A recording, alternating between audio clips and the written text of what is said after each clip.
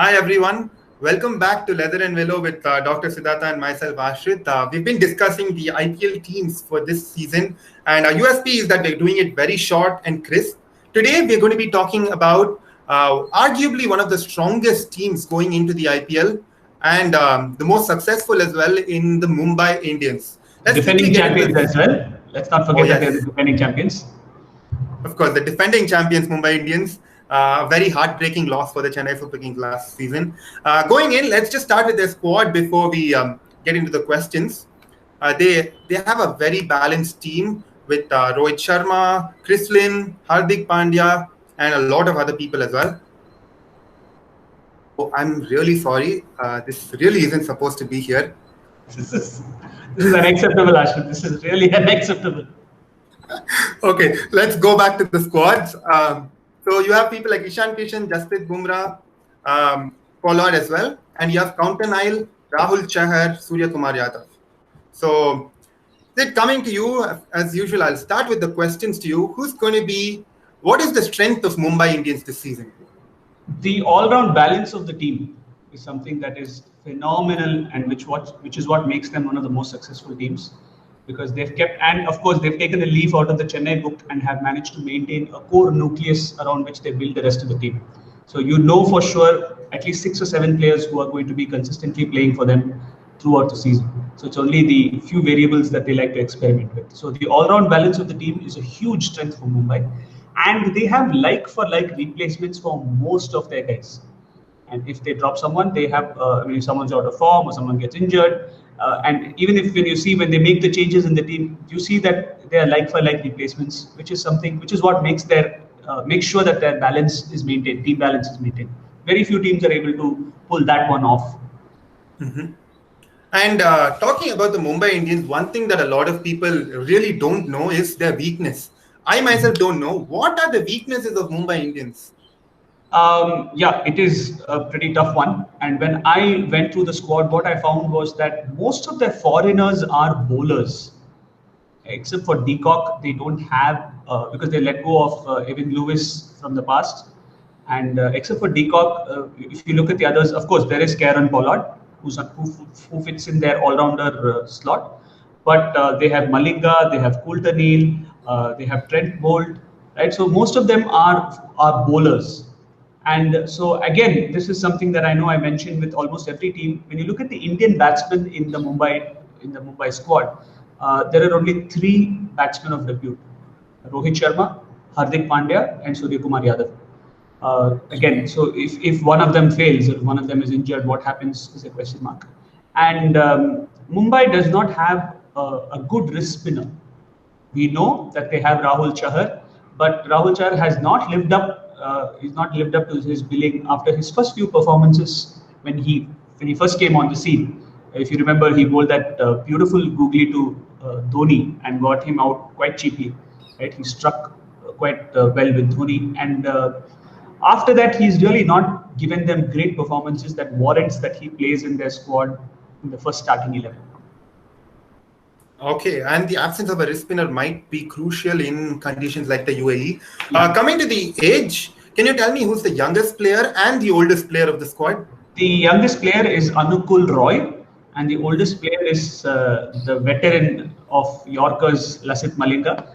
But sadly, I just read the news, Malinga is likely to miss the first half of the tournament. They're saying he might just come back for the business end of the tournament. And due to personal reasons, he's missing a big chunk of the tournament.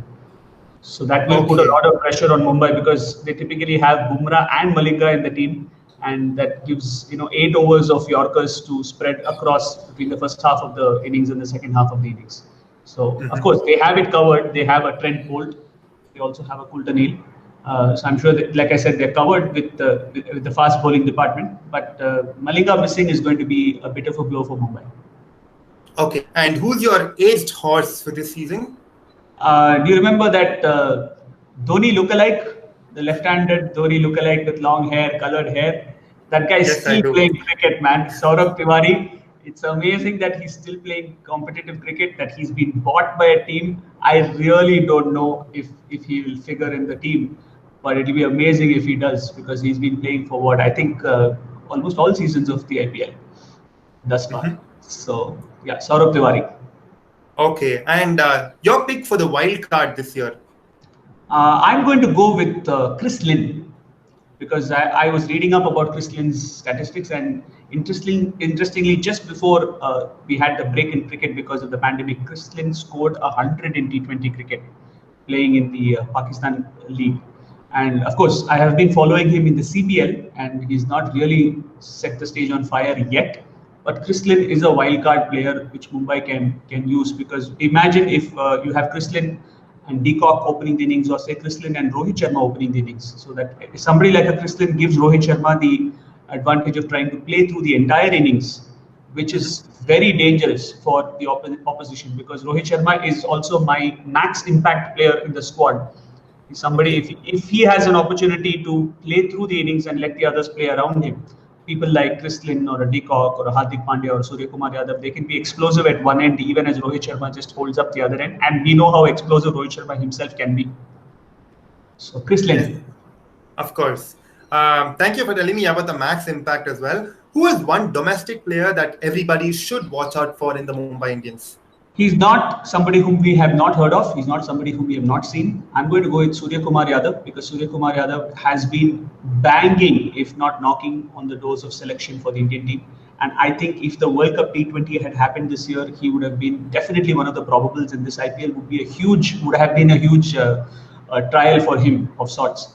He recently, in the domestic T20 tournament, Syed Mushtaq Ali Trophy, he scored 390 runs at an average of at a strike rate of 160. And in fact, in one of the games, he scored 80 of 35 balls. He can really strike the ball, and he's been in very good form. And I think his time is just coming. His time to play in the Indian squad is nearly there. So I think he will want to make a mark in this IPL. So I'm going to watch out for Surya Kumar Yadav from the Mumbai Indians. Okay, we will surely look out for Surya Kumar Yadav. We've heard a lot about him. Coming to one of my favorite categories, who are going to be the drinks boy flying all the way to UAE just to carry the drinks this time? He's got a very fancy name. Prince Balwant Rai Singh is my pick for the drinks boy. And Digvijay Deshmukh is the unheard, unseen, absolutely unheard, unseen, unknown player in the Mumbai squad. Mm-hmm. So thanks for that. The last question before we wind up, your pick for the 4 foreigners this season? Because we don't have Malinga for the first half of the tournament, I'm going to go with Trent Bolt. Obviously, Pollard is one of their standard players in the 11. I will go with De Kock over Ishan Kishan, because I think De Kock is more explosive and has, of course, both of them are left-handers, both of them are wicket keepers, but I would go with De Kock. And my fourth foreigner is going to be Colton Neal. Okay, which allows Rohit Sharma to bowl Colton Neal in the first half of the innings and retain Bumrah for the middle and towards the death. Okay, so just a question. If De Kock doesn't play and Ishan Kishan does keep the wickets, who do you think will be the foreigner to replace De Kock, or will Mumbai just go with 3 foreigners? No, I don't think so. They have Chris Lynn. So like I said, Chris Lynn can be the other player who will be at the top of the innings for Mumbai. Okay, perfect. Thank you so much. This has been a very nice episode again, talking about the Mumbai Indians. As a CSK fan, I really don't want Mumbai to perform, but let's see how it goes. Let's just wait and watch, because we're starved of good cricket. So I think whoever plays good cricket, we should appreciate it. And let's admit it, Mumbai has been the most successful team. For sure, yes. Right. So we often give out the best contests as well. Thank you so much. Yep. Thank you. Bye-bye.